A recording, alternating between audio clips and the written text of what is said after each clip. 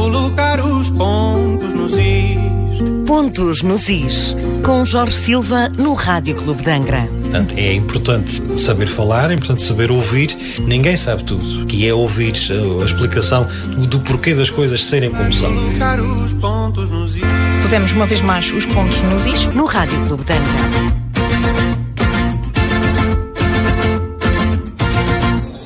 Ora então, muito bom dia, ouvintes do Rádio Clube de Angra. Já estão à espera que aconteça aqui o Pontos nos Is.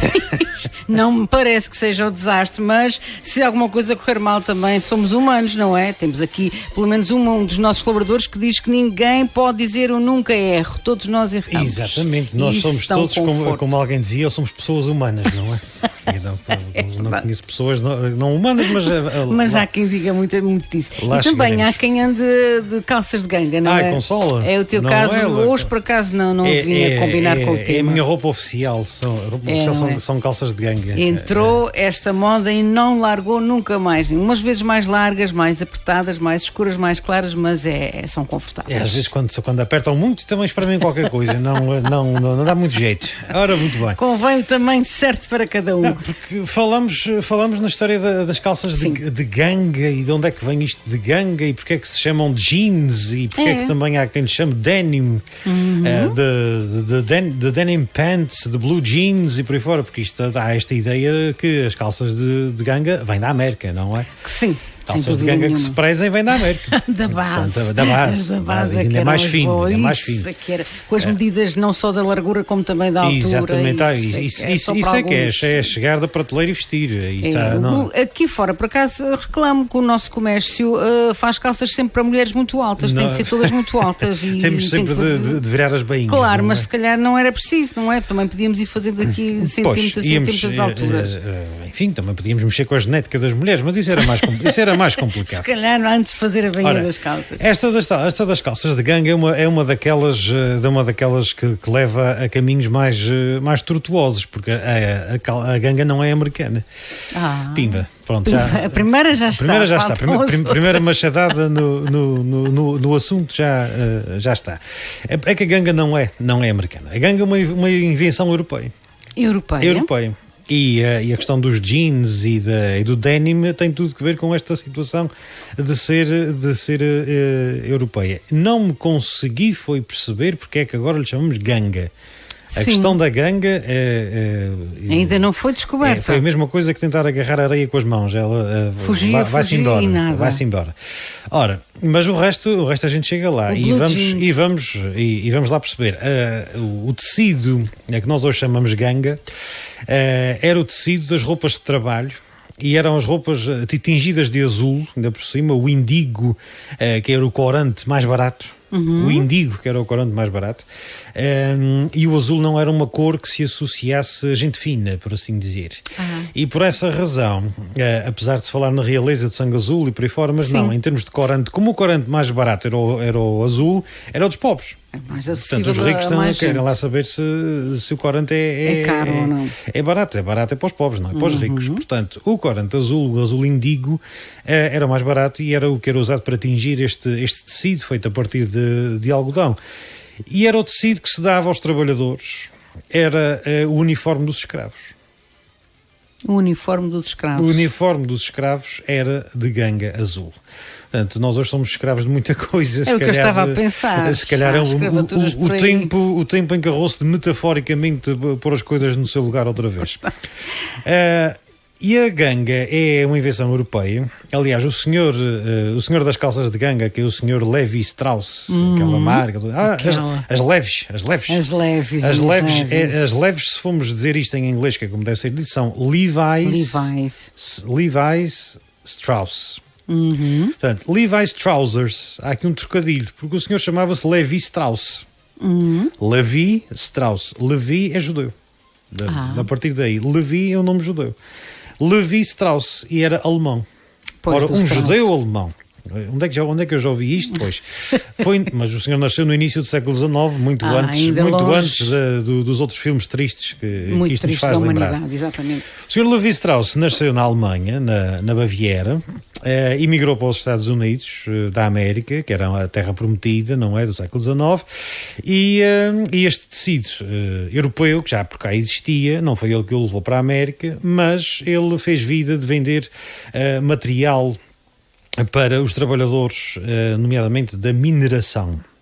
E ele também foi um dos que foi para o oeste na altura da corrida ao ouro na América. E ele vendia calças. Vendia calças, como um bom judeu, roupa de trabalho, comerciante. Vendia roupa de trabalho, vendia tudo o que fosse preciso. A especialidade dele eram os chamados dry goods. Nós antigamente tínhamos os alvarás de secos e molhados. Eram as mercearias de secos e molhados. Ele era só secos. Eram os dry goods. Então, os dry goods eram tudo o que não fosse coisas não alimentares. E então ele vendia calças. E os mineiros eram um dos seus maiores clientes, porque aquele tipo de calça era resistente e por aí fora, mas um dia pediram-lhe que arranjasse uma forma de tornar aquilo mais resistente, porque os bolsos estavam sempre a rasgar com o peso das coisas que para lá lhes enfiavam, tipo pepitas de ouro. Olha, que era uma rica carga. Uma rica carga. Literalmente. E o senhor Levi arranjou lá, andou até que chegou ao ponto de enfiar uns rebites nos cantos das algebeiras. Aqueles rebites que as calças de ganga têm hoje. Hoje são para enfeite. Mas quando apareceram, era uma forma de reforçar os cantos dos bolsos, que era para eles não rasgarem com tanta facilidade nas costuras. E ele percebeu que tinha ali qualquer coisa engraçada.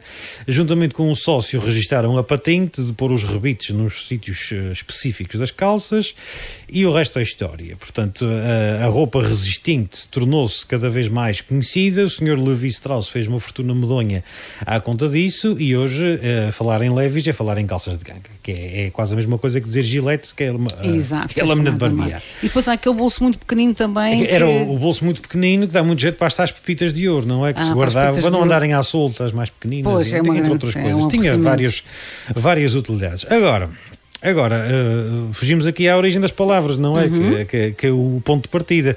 Mas tínhamos de dar esta curva para percebermos como é que a coisa se torna famosa. Porque na Europa, como eu disse, já existia, e o tecido era francês originalmente. Era fabricado numa cidade chamada Nîmes, em França. E depois França, depois também fabricado em Itália, e em Itália o principal porto, o ponto de origem era Génova. Ora, Nîmes e Génova estão na origem das palavras que nós precisamos de explicar. Porque os mineiros os mineiros trabalhadores que usavam esta roupa toda usavam um material criado na Europa em Nîmes ou em Génova. Ora, em Génova, os marinheiros que levavam as cargas para os barcos, este material todo, eram os chamados de Gini. Originários de Génova. Genovesi e Gini. Ora, os Gini começaram a usar também muitas vezes as calças azuis de trabalho e tal. Eram as calças dos Gini. Então as calças do Gini deu os jeans. Quando passou o Atlântico e foi para a América. Portanto, as calças dos Gini foram para os Estados Unidos e passaram a ser os Blue Jeans. Blue, do tal azul indigo. E depois também há a parte da origem francesa da questão, porque tínhamos Génova e tínhamos Nîmes, então era o tecido que vinha de Nîmes. Denim. Se eu juntar os dois, a americanização dá o denim. A americanização da pronúncia dá estas coisas fantásticas. Depois nós fazemos o contrário aqui, que nós aportuguesamos o americano. Aportuguesamos o inglês. É verdade. E temos coisas fantásticas, como os alvarozes, que são feitos de denim. Ou de blue, são blue jeans com um peito para cima, não é? Sim, ou um peito para baixo era mais complicado. Mas os alvarozes, que na prática não são mais do que o aportuguesamento do overalls. Overalls, que é de vestir por cima do resto. Tudo. Vestir por cima de tudo. Daí nós usamos muito aqui a expressão alvarozes para aquilo que no resto do mundo, no resto do país, são as jardineiras. Pois é, também chamadas jardineiras. Mas aqui é mais alvarozes. E pronto, e os jeans e os denims, que são muito americanos, mas vêm da Europa. Muito bem, gostamos muito de saber isso e vamos saber, por falar aqui em portuguesar, em estrangeirismo, há quem use muito os bitites. Ui, os bitites, não é? Eu vou dizer uns bitites.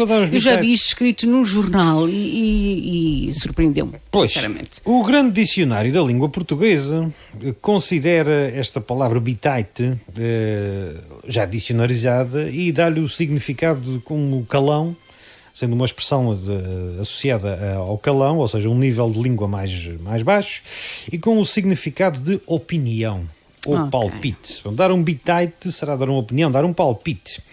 Etimologicamente, ou seja, perceber a origem desta palavra, isso é que a coisa já é um bocadinho mais complicada. Poderá ser originado por bitate, bitate, que é um regionalismo em Portugal continental, que significa uma afirmação contrária à verdade, uma mentira, uma conversa para fugir à polícia. Já falámos disso, tu não gostas nada. Não gosto nada de inverdades. Não gosto nada. Eu também prefiro opinião palpite do que bitite. É mentira ou é verdade? Ou é verdade? Agora, inverdade, não. Portanto, há um verbo, há uma palavra parecida, que é o tatibitar. Tatibitar. Sempre no português. Eu pensei que isto vinha do estrangeiro. Não, há o verbo tatibitatear. Isso é fácil de pronunciar. Eu tabito. Exatamente. Tatibitatear. Ora, tatibitate é alguém que tem dificuldade em falar ou em pronunciar bem as palavras. Alguém que gagueja até. Pronto, o tatibitate é aquele que gagueja. Portanto, tatibitatear é aquele que... Tatibitatear, isto até é... Isso correu bem. Correu bem. Tatibitatear significará gaguejar, se pegarmos neste significado. Ora, o bitite poderá vir daqui, pois é uma das possibilidades. Portanto, como se fosse... se alguém dar um bitite fosse dar um palpite, mas um palpite assim, sem muita certeza. Não é? Tal como alguém quando gagueja... É só uma opinião, vale o que vale. Parece que aquilo não é bem assim, a pessoa não sabe bem o que é que há de dizer e depois a gente às vezes também tatibitata. Não é? Tu tatabitas, eu não sei dizer isso. Eu às vezes tatibito. Eu às vezes tatibito quando fico assim meio inseguro, não é? Pronto, e também se diz que quando uma pessoa fica meio tatibitante e insegura, é meio caminho andado para perceber que está a mentir. Ora, não é? Há toda uma linguagem that's all, folks. E pronto. Há quem esteja atento a essas coisas. Há quem esteja atento. Portanto, só isso já daria. Mas então o bitite será o palpite. Será a opinião, mas uma opinião pouco fundamentada. É o palpite, é mesmo assim. Pronto. É como nós quando vamos dar o palpite do Totobola. Sim, é o meu palpite. Pode ser, pode não ser. Um X2. Não tenho nenhum fundamento científico para aquilo. É mais aquele sentimento. Eu acho que desta vez a minha equipa vai ganhar, portanto vai ser E pronto. E assim foi, e assim há de ser. Bitites. Agora falta só falar daquilo que já trouxemos cá, mas já foi há muito tempo. Já foi há dias. O salário. Até porque está sempre no fim do mês, não é? O salário renova-se todos os meses, portanto não é... Renova-se e estraga-se. Está sempre atualizado. Está sempre atualizado. Então. Porque fala-se no salário, ainda outro dia se falava no salário, o salário, o ordenado, mas porquê é que é salário, porquê é que é ordenado? Daquelas coisas que é um clássico e como tal nunca passa de moda. Não. O salário nunca passa de moda. Não, em nenhum dos sentidos passa de moda, nem na língua. Salário, para irmos então uma coisa mais dura do português, vem do latim salarium. É que antigamente salarium significa pago com sal. Pago com sal. É que antigamente, vamos lá ver, os nossos mais antigos que nos estão a ouvir, e alguns menos antigos também, recordam-se certamente que a comida, a carne, era conservada em sal. Não havia cá frigoríficos nem arcas congeladoras. Nas salgadeiras. As salgadeiras de barro. Vários ainda tamanhos. Há muita gente com salgadeiras no quintal a servir de vasos de plantas. Exatamente, agora serve para as plantas, mas já teve outra utilidade. A salgadeira que seria um recipiente assim mais alto, mais estreito. Castanho, barro e que levava uma camada de sal, carne de porco para dentro, mais uma camada de sal. Depois das matanças era fundamental. Exatamente, mais uma camada de sal, mais uma camada de carne de porco, até aquilo encher com uma camada de sal por cima. Pronto. E era assim que se conservavam as carnes, porque o sal impedia que se estragassem.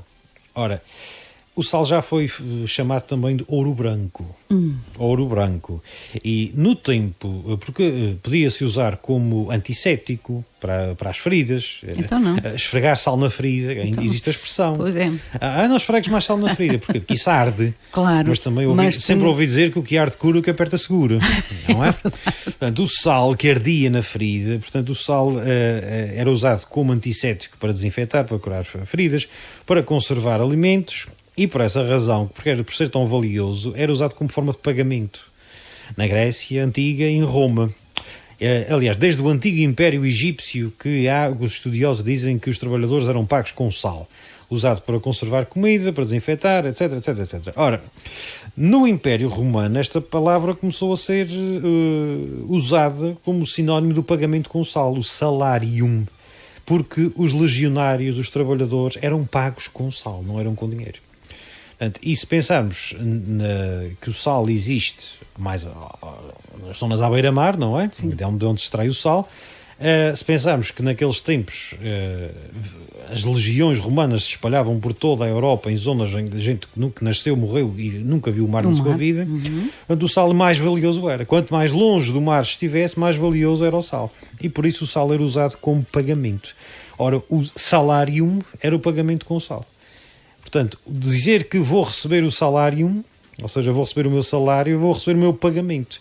E isto há muitos, muitos anos que já ninguém recebe em sal, mas a força do uso da palavra é de tal forma que ainda hoje dizemos o salário, com o sinónimo de ordenado, mas salário que para nós significa dinheiro na conta ao fim do mês, já houve uma altura em que significava um saco cheio de sal para conservar comida, para desinfetar feridas, etc, etc, etc. Portanto, muito respeitinho pelo sal e pelo salário. Também. E ficamos hoje por aqui, não é, Jorge? Hoje tem de ser, mas para a semana estaremos aqui novamente com mais uns desafios da língua portuguesa. Obrigada, para avançar.